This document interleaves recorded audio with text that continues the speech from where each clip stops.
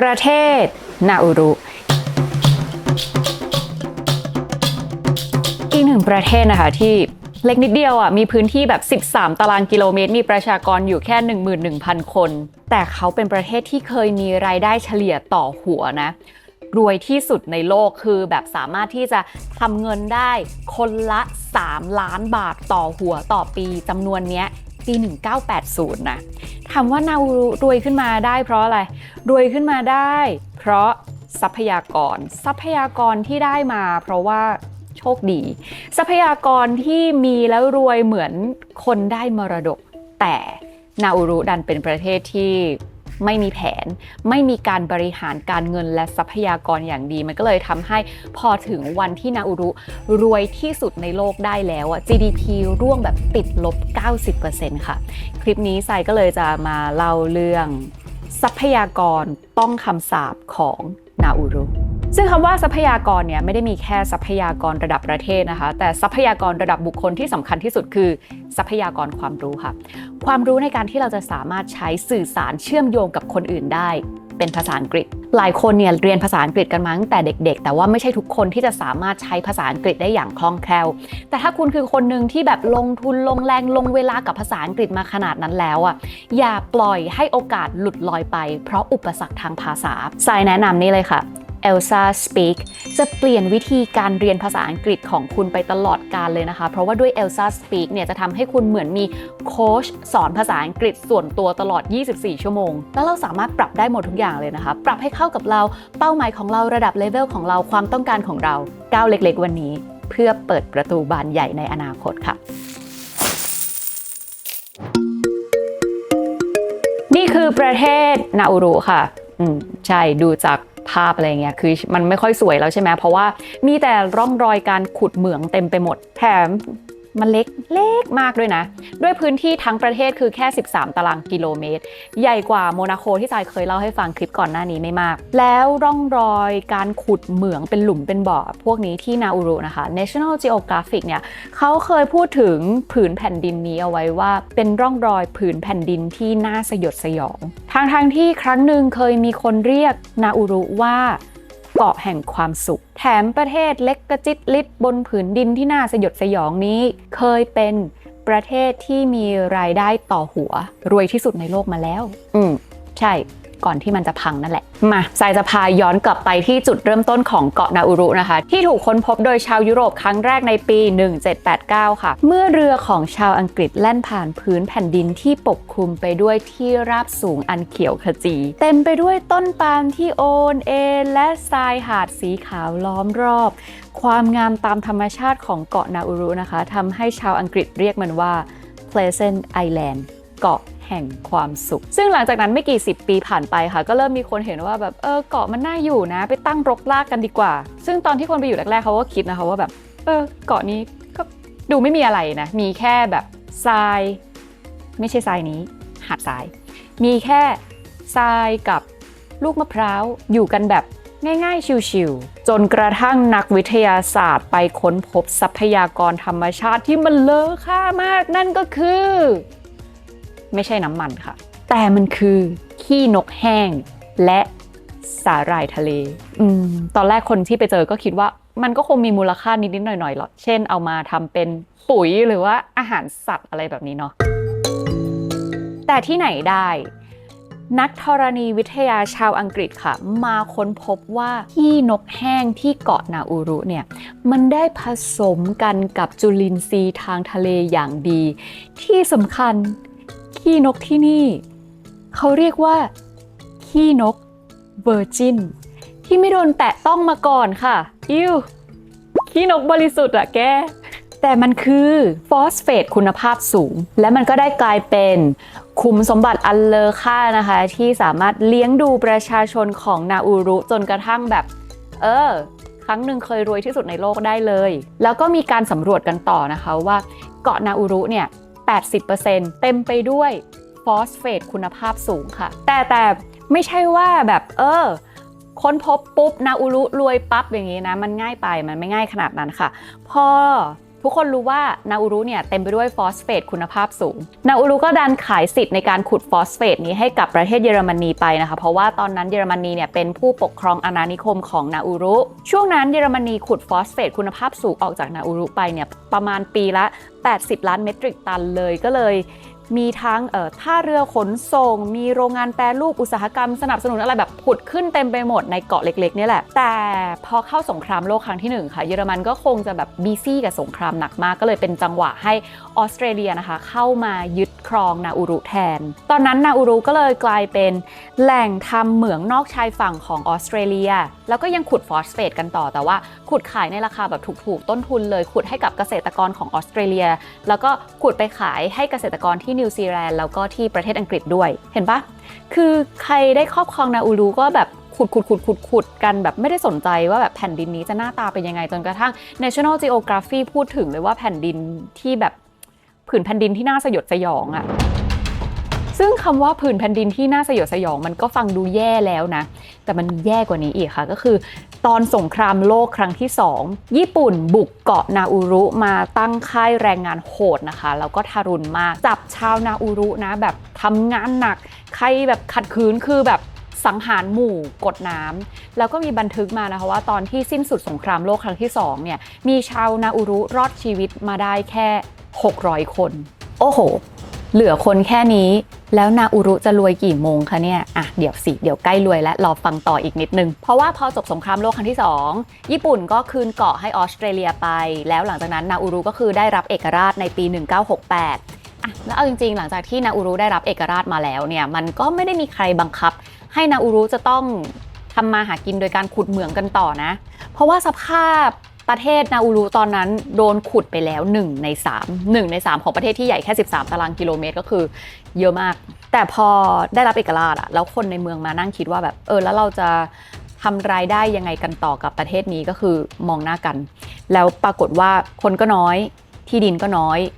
ทุนก็น้อยความรู้เดียวที่มีก็คือการขุดเหมืองฟอสเฟตก็เลยเอาวะก็ต้องขุดเหมืองต่อกันแหละมันเป็นการตัดสินใจที่จริงๆแล้วทุกคนรู้นะคะว่าถ้าขุดเหมืองกันต่อฟอสเฟตของนาอูรุจะมีวันหมดในเวลาอีกแค่ไม่เกิน2 ชั่วอายุคนแต่ใดๆเนาะเงินเร็วมันหอมหวน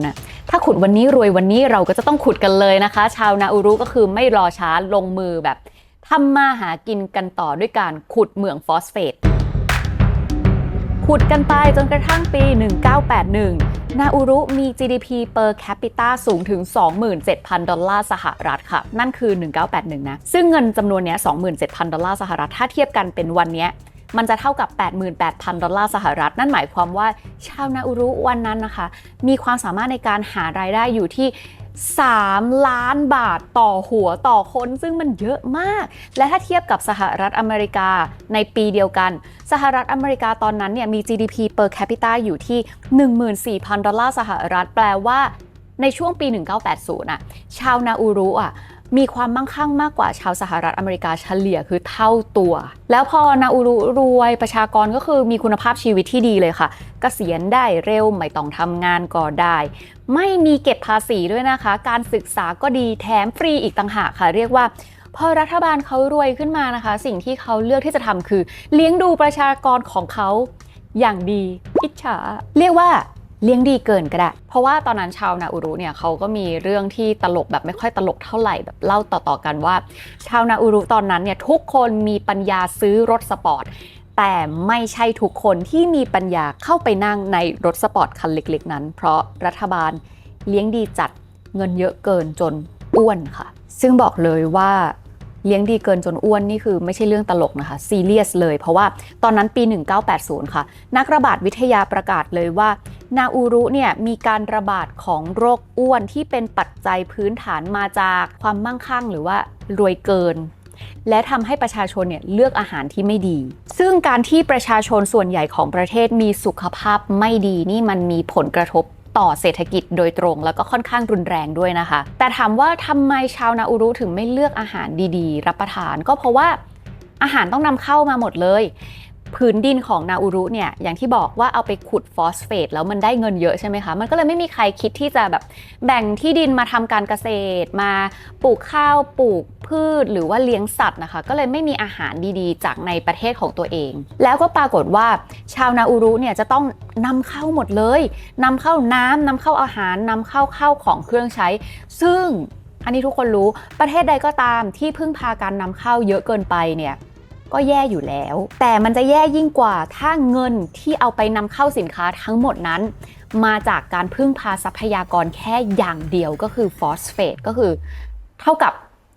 เราวันพังอยู่แล้วเนาะและถ้าตอนนี้ใครยังพึ่งพาการหารายได้จากภาษาเดียวนี่อาจจะเป็นความเสี่ยงที่ทำให้เราแข่งขันสู้คนอื่นไม่ได้ก็ได้นะคะทรายแนะนำนี่เลยค่ะ Elsa Speak เป็นการลงทุนเชิงกลยุทธ์ในตัวคุณเองค่ะซึ่งเป็นหนึ่งในวิธีที่ได้ผลตอบแทนสูงที่สุดแล้วก็เป็นโอกาสสร้างรายได้เพิ่มขึ้นอีกหลายเท่ากระจายความเสี่ยงจากการหารายได้แค่ภาษาเดียวนะคะด้วยการเพิ่มโอกาสให้ตัวเองในการพูดภาษาอังกฤษให้มันคล่องแคล่วมากขึ้นซึ่งทรายชอบฟีเจอร์นี้มากเลยนะคะเป็น role play ของ Elsa Speak ค่ะมันจะทำให้เราเนี่ยเหมือนได้คุยกับเจ้าของภาษาแบบตัวต่อตัวเลยอยากฝึกเรื่องอะไรก็คือไปเลือกหัวข้อกันได้เลยนะคะซึ่ง Elsa Speak เขาจะถามเราเหมือนคนถามจริงๆอ่ะทรายยกตัวอย่าง situation หนึ่ง first day of school It's your first day as a new teacher at Sunnydale Elementary School. You're in your classroom, welcoming your new students. Introduce yourself to the students and help them get to know you better. Hey, are you our new teacher? Yes I am a new teacher Yay! What's your name? Hey my name is Sai and what's your name My name is Max. Nice to meet you, Mr. Sai. ซึ่งทุกๆบทนะคะ AI เขาจะฟังเราแบบละเอียดแล้วก็ Completed. Well done. ฟีดแบ็กแบบเรียลไทม์เลยเนี่ยเห็นปะใส่ได้คะแนนเลยเนี่ยแล้วเราก็เลยจะสามารถแบบพัฒนาตัวเองได้ทันทีฝึกออกเสียงน้ำเสียงพร้อมให้ฟีดแบ็กทันทีและยังมีคำแนะนำให้พัฒนาต่อด้วยแล้วตอนนี้ถ้าเกิดว่าใครสนใจก็คือมีโปรโมชั่น Flash Sale แค่7วันเท่านั้นนะคะใส่โค้ดเลย SAI คุ้ม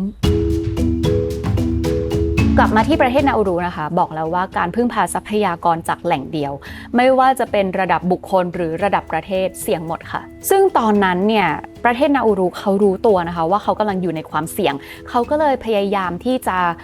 หาแหล่งสร้างรายได้แหล่งอื่นขึ้นมาด้วยที่มันนอกเหนือจากการขุดเหมืองอ่ะหนึ่งในวิธีการสร้างรายได้ตอนนั้นก็คือการทำธุรกิจธนาคารนอกชายฝั่งก็เลยตอนนั้นทำให้มีใบอนุญาตสำหรับธนาคารต่างประเทศมาที่นาอูรุนะคะประมาณ400 แห่งเลยในช่วงต้นทศวรรษ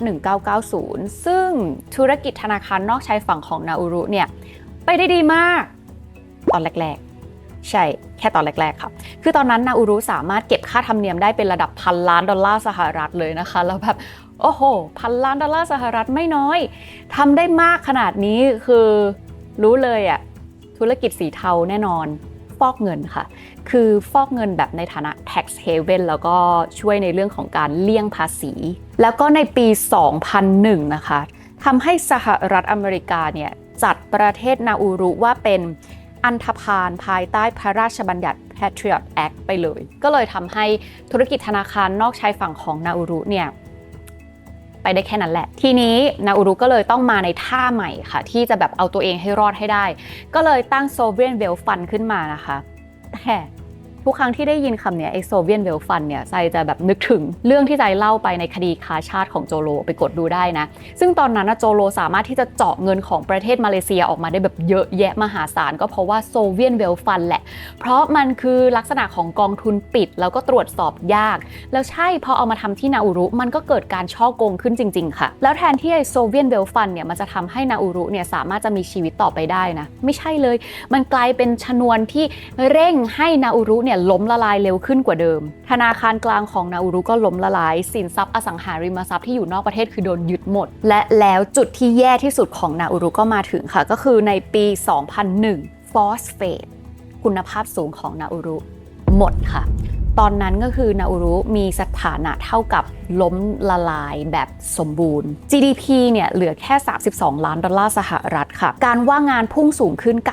90%ระบบโรงเรียนส่วนใหญ่ที่ว่าดีมากๆก็คือพังทั้งที่นาอูรุอย่างที่บอกเคยเป็นประเทศที่มีรายได้ GDP per capita สูงที่สุดในโลกไม่กี่ปีก่อนหน้านั้นเองนะคะเรื่องนี้สอนให้รู้ว่าสินทรัพย์ไม่ว่าคุณจะได้มาแบบไหนท่าไหนคุณต้องบริหารค่ะแหล่งรายได้ที่คุณกำลังพึ่งพาอยู่ถ้ามันมีแค่แหล่งเดียวเท่ากับ ความเสี่ยง และไม่ว่าคุณจะใหญ่จะเล็กจะมีมากจะมีน้อยขนาดไหนสินทรัพย์ที่คุณมีคุณต้องบริหารแล้วก็กระจายความเสี่ยง เพราะว่าสินทรัพย์น้อยที่ไม่บริหารมันจะไม่มีวันใหญ่ได้ค่ะส่วนสินทรัพย์มากที่ไม่บริหารระวังว่ามันจะกลายเป็นทรัพยากรต้องคำสาปแบบนาอูรุนะคะ